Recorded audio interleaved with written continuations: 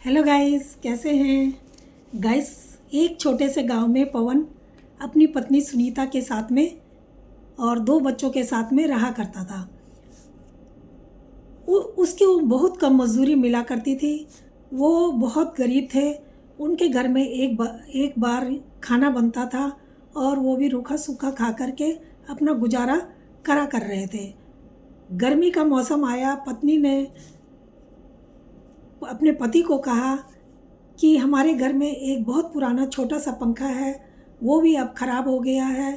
बच्चे बहुत गर्मी से परेशान हैं और इस बारी एक पंखा लेकर के आ जाओ। वो बहुत दुखी होता है, कहता है मैं भी बहुत दुखी हूँ, परेशान हूँ, सोचता हूँ लेकिन क्या करूँ, मेरी कमाई इतनी नहीं होती है जिससे मैं पंखा लेकर के आ सकूँ। पत्नी कहती है मेरे पास 50 रुपये हैं और मोहन को तुमने 50 रुपये उधार दिए हुए हैं, उससे वो 50 रुपये लेकर के और पंखा लेके आ जाओ। वो कहता है ठीक है। वो 50 रुपये लेकर के अपनी पत्नी से जाता है और मोहन के पास जाता है। मोहन उसको देख कर के कहता है क्या बात है भाई, कैसे आना हुआ। वो कहता है बच्चे गर्मी से बहुत परेशान हैं और हमारे पास पंखा नहीं है, तो तुम वो 50 रुपये मुझे दे देते जो तुमने देने थे, तो मैं उससे वो पंखा बच्चों के लिए ले आता। तो वो कहता है कि भाई मेरे पास तो इस समय पैसा नहीं है, मैं तो बहुत परेशान चल रहा हूँ और मैं तुम्हें पैसे कहाँ से दूँ। इतने में पवन की उसकी मोहन की पत्नी आती है और वो कहती है कि मेरे पास 50 रुपये हैं और तुम ये 40 रुपये मुझसे ले लो और अपने बच्चों के लिए पंखा ले आओ। और अपने पति को कहती है कि तुम उसके पैसे क्यों नहीं देते, उसके बच्चे गर्मी से परेशान हो रहे हैं। अब वो पैसे लेकर के जाता है और दुकान में पहुंचता है। वो पंखे का मोल भाव करता है तो उसके पास 10 रुपये कम हो रहे थे। 100 रुपये से कम का कोई पंखा नहीं था। दुकान वाला पैसे कम करने को बिल्कुल भी राज़ी नहीं हो रहा था। वो उसको पंखा नहीं देता। वो अपने पैसे लेकर के वो कहता है 10 रुपये बाद में तुम ले लेना, लेकिन मुझे पंखा दे दो, मैं बहुत परेशान हूँ। वो कहता है कि नहीं, मैं पंखा नहीं दूंगा, 100 रुपये का ही पूरा दूंगा। अब पवन वहाँ से बाहर जाता है और वो जा रहा था, तभी उसे एक बूढ़ा आदमी दिखाई देता है जो पेड़ के नीचे बैठा हुआ था। पवन बूढ़े आदमी को देख करके थोड़ा आगे बढ़ जाता है। फिर वो सोचता है कि परेशान नज़र आ रहा है, बूढ़ा आदमी है, गर्मी में पेड़ के नीचे क्यों बैठा है। वो वापस जाता है और उससे पूछता है तो वो बताता है कि भाई एक सूदखोर से पैसे लिए थे, उसके पैसे मैं लौटा नहीं पाया और उसने मेरा मकान हथिया लिया है और इसलिए मैं अब कहाँ जाऊँ, पेड़ के नीचे मैं बैठा हूँ।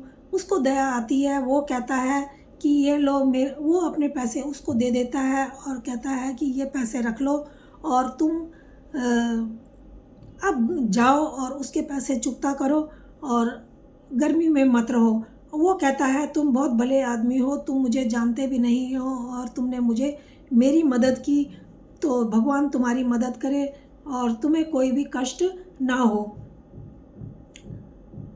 अब पवन पवन वहाँ से जाता है और अपने घर पहुँचता है। अपनी सोच रहा था कि मैं अपनी पत्नी को क्या जवाब दूं। तभी उसकी पत्नी कहती है कि तुम पंखा लेने गए थे और पंखा लेकर नहीं आए, क्या बात है। फिर वो अपनी पत्नी को सारी बात बताता है। पत्नी कहती है तुमने ये काम तो अच्छा किया, लेकिन तुम्हें ये भी सोचना चाहिए था कि हमारे बच्चे क्या करेंगे, गर्मी कैसे गुजरेगी। वो कहता है कि वो बूढ़ा आदमी था, धूप में बैठा था, मुझसे देखा नहीं गया और उसके जो बच्चे थे वो बता रहा था कि दो बच्चे हैं जो शहर चले गए हैं। वो बूढ़ा आदमी वहाँ पर अकेला रह रहा है और सूदखोर ने उसका मकान ले लिया। अब वो मकान अपना कैसे छुड़ाए, वो धूप में गर्मी में परेशान हो रहा था। उसके दो लड़के हैं, वो आए भी थे शहर से और मकान ज़मीन बेच करके आधे आधे पैसे लेकर के वो चले गए। वो बता रहा था कि एक बच्चे ने फैक्ट्री डालनी थी और एक बच्चे ने अपना बिजनेस चलाना था, इसलिए वो पैसे लेकर के बांट करके चले गए। अब वो बुजुर्ग आदमी घर पे अकेला है और परेशान हो रहा है, तो जो पत्नी होती है सुनीता, वो कहती है कि चलो कोई बात नहीं, अब क्या होगा। तभी उसकी पत्नी कहती है कि अब क्या करें। वो कहता है कि कोई बात नहीं, अब रोटी तो बना दो। वो कहती है कि आटा नहीं है घर में, राशन नहीं है, थोड़ा सा आटा था 4 रोटी के लायक, मैंने 2 रोटी बच्चों को दे दी बना के और 2 रोटी तुम्हारे लिए रखी है। तभी वो रोटी खाने के लिए उसको देती है। वो जैसे ही खाने के लिए बैठता है, बाहर दरवाज़ा कोई खटकाता है। वो देख उसकी पत्नी जाके सुनीता देखती है, दरवाज़ा खोलती है, देखती है एक बुजुर्ग महिला उनके दरवाजे पर खड़ी थी और कह रही थी कि मुझे खाने को दे दो, मैं बहुत भूखी हूँ। और वो कहती है हमारे पास तो कुछ भी नहीं है, मैं तुम्हें कहाँ से दूँ। तभी वो वहाँ पर उठ कर के पवन आ जाता है और देखता है, कहता है कोई बात नहीं सुनीता, मेरे मेरे जो रोटी रखी है मेरे हिस्से की, वो इनको दे दो, वो माता जी को दे दो। वो माता जी रोटी को इस तरीके से खाती है, वो बहुत भूखी थी और जल्दी जल्दी खा लेती है और उसको दुआ देती है। वो कहती है मैं तुम्हारा एहसान कभी नहीं भूलूंगी। और फिर सुनीता कहती है कि कोई बात नहीं, हम भी बहुत गरीब लोग हैं, अब क्या होगा। वो कहती है जो तुम्हारे पास पैसे बचे हैं उससे जा कर के राशन ले आओ। वो राशन लेने के लिए जाता है। तभी वो देखता है कि एक बुजुर्ग आदमी रो रहा है और उसका बेटा उसके पास खड़ा है। दोनों की बातें चल रही थी, वो उनकी बातें सुनने लगता है। और बुजुर्ग आदमी कह रहा था मैं बहुत बीमार हूँ बेटा, मेरे इलाज करवा दे। वो लड़का कह रहा था कि कहाँ से कराऊं, मेरे पास तो बिल्कुल भी पैसा नहीं है और मैं तुम्हारा इलाज कहाँ से कराऊं। तो वो उनकी बातें सुन रहा था। तभी वो कहता है कि कोई बात नहीं, मेरे मेरे पास पैसे हैं। और वो उनको 10 रुपये देता है, कहता है मेरी पत्नी ने ये राशन के लिए मुझे भेजा था और तुम्हारी तकलीफ़ मुझसे देखी नहीं जा रही है, तुम्हारी तकलीफ़ तो मुझसे भी ज़्यादा है। वो उनको पैसे देता है। तो वो जो लड़का होता है वो वैद्य के पास लेके जाता है अपने पिता को। और जो बुजुर्ग आदमी होता है वो उसको बहुत सारी दुआएं देता है, पवन को कहता है। और पवन अब सोच रहा था कि अब क्या करूं, कहाँ जाऊं। मुझे तो राशन लाना था लेकिन मुझे किसी का दुख देख करके बहुत दुख होता है और अब मैं क्या करूं। वो ये सोच ही रहा था। तभी वहाँ पर एक साधु बाबा आ जाते हैं और कहते हैं कि क्या बात है बेटा, तुम बहुत दुखी हो। वो कहता है कि मेरे पास 10 रुपये थे, मैं राशन लेने जा रहा था बच्चों के लिए, लेकिन मुझे किसी का दुख देखा नहीं जाता, तो अब मैं क्या करूं, अब कहाँ से अपने बच्चों के लिए खाना लेके जाऊं।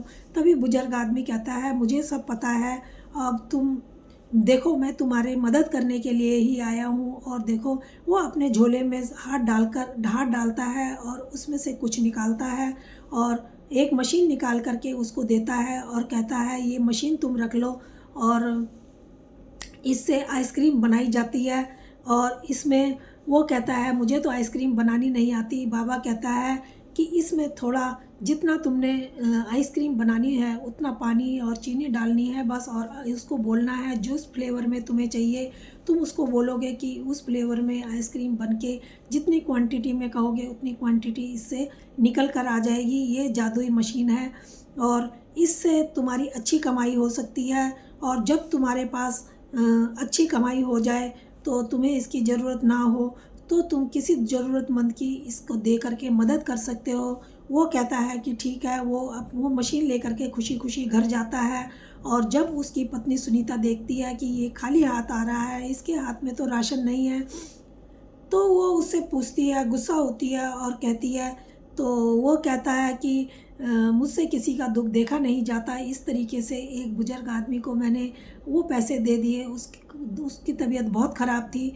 तभी मुझे एक बाबा मिलते हैं और बाबा मेरी मदद करते हैं और मुझे बाबा ने देखो क्या दिया है, ये मशीन है, इसमें से जादुई मशीन है, इसमें आइसक्रीम बनती है। उसकी पत्नी कहती है कि आइसक्रीम तो बनती है पर इसका अब हम क्या करें इसका। तो वो कहती है कि ये लो मेरे पास सोने की अंगूठी है और इसको बेच करके आइसक्रीम की ठेली लेकर के आओ और राशन लेकर के आओ। वो जाता है और आइसक्रीम की ठेली लेके आता है, राशन लेके आता है आइसक्रीम की। तब उनके बच्चे कहते हैं कि हमें आइसक्रीम खानी है। वो कहता है कि ठीक है, कौन से फ्लेवर की खानी है? बच्चे कहते हैं हमें चॉकलेट फ्लेवर की खानी है। वो चॉकलेट फ्लेवर की उसमें से 50 आइसक्रीम मांगता है। तभी जैसे ही मांगता है उसमें से तेज़ रोशनी निकलती है और वो ज़ोर ज़ोर से घूमने लगती है। उसमें से 50 आइसक्रीम निकल के आ जाती हैं। वो बच्चों को आइसक्रीम देता है। बच्चे आइसक्रीम पा कर के बहुत खुश होते हैं। वो उसको आइसक्रीम को खाते हैं। अब जो आइसक्रीम बेचने वो गांव में जाता है, उसकी सारी आइसक्रीम फटाफट से बिक जाती है और वह बहुत खुश होता है। घर आता है और अपनी वो जो लोग होते हैं उसके पास बहुत भीड़ लगा लेते हैं। अब जो एक आदमी होता है उसको वो आइसक्रीम जब बहुत टेस्टी लगती है तो उससे कहता है कि मुझे 2 आइसक्रीम और दे दो, मैं अपने बच्चों के लिए भी ये ले जाना चाहता हूँ। वो उसको और देता है। अब वो जो पड़ोसी होता है उनका, वो दूर खड़ा होके ये सब तमाशा देख रहा था। वो सोचता है कि ऐसे तो ये मुझसे भी ज़्यादा पैसे वाला हो जाएगा और ये ऐसा इसमें क्या मिलाता है। जैसे ही वो उसके नज़दीक आता है तो वो उसको पूछता है कि तुम इसमें क्या मिलाते हो को ये जो तुम्हारी इतना ये बिक रही है, इतना टेस्टी हो रही है। वो कहता है कुछ नहीं, गांव के जो आइसक्रीम वाले हैं वो सादी आइसक्रीम लाते हैं, मेरी चॉकलेट वाली आइसक्रीम होती है इसलिए शायद मेरी ज़्यादा बिक गई है। वो कहता है कि देख, वो अपने मन में सोचता है कि ये तो झूठ कह रहा है, चॉकलेट वाली तो आइसक्रीम और लोग भी लाते हैं पर इतनी स्वादिष्ट और किसी की नहीं होती जितनी इसकी है। ये ज़रूर इसमें कुछ मिलाता होगा। अब वो जो होता है वो छुप के उनके उसके पीछे पीछे उसके घर जाता है। वो अपनी पत्नी को उनकी बातें सुनने लगता है। वो अपनी पत्नी को जा कर के पैसे देता है। कहता है क्या सुनीता, ये पैसे लो और कल बच्चों की फीस भी भर देना और इससे कूलर भी ले आना। वो जब ये बातें सुनता है और कहता है कि बच्चे कहते हैं कि पापा हमें आइसक्रीम खाने का दिल कर रहा है तो आप हमें आइसक्रीम दो। वो सुनीता कहती है हाँ जी, मेरे लिए भी निकाल लेना आइसक्रीम, मेरा भी दिल कर रहा है। अब वो आइसक्रीम उसमें से निकालता है और देख जो वो सब कुछ ये जो पड़ोसी होता है वो सब कुछ चुपके से वो ये सब कुछ नज़ारा देख रहा होता है। जैसे ही रात को ये लोग सोते हैं वो आके चुपके से मशीन उठा के, इनकी जादुई मशीन उठा के ले जाता है और जब अपने घर में ले जाता है और वो उस मशीन को चलाता है तो सारा घर जो होता है बर्फ़ से ठंडा हो जाता है। सारे घर में बर्फ़ जम जाती है और सब जमने लगता है और इतनी तेज़ उसमें से ठंडी हवाएं निकल के आने लगती है। तभी वहाँ पर एक बाबा आते हैं और कहते हैं कि तुमने ये काम अच्छा नहीं किया, ये जादुई मशीन है और ये सच्चे और ईमानदार आदमी के हाथ से ही चलती है, ये उसी के हाथ में फलती फूलती है। और अपनी ये जो वो आसाराम होता है पड़ोसी, वो फिर बाबा से क्षमा मांगता है। बाबा उसको माफ़ करते हैं और वो फिर उस मशीन को, जादुई मशीन को उसके घर में उसको दे के आता है मोहन को और उससे माफ़ी मांगता है। और उसको अब पता चल गया था कि ये जादुई मशीन है और ये बेईमान आदमी के हाथों में कभी नहीं फलती फूलती। इससे जो ईमानदार आदमी है वो ही इस मशीन का इस्तेमाल कर सकता है। तो दोस्तों, ये कहानी कैसी लगी? अगर अच्छी लगी हो तो प्लीज़ लाइक और सब्सक्राइब ज़रूर करना। धन्यवाद।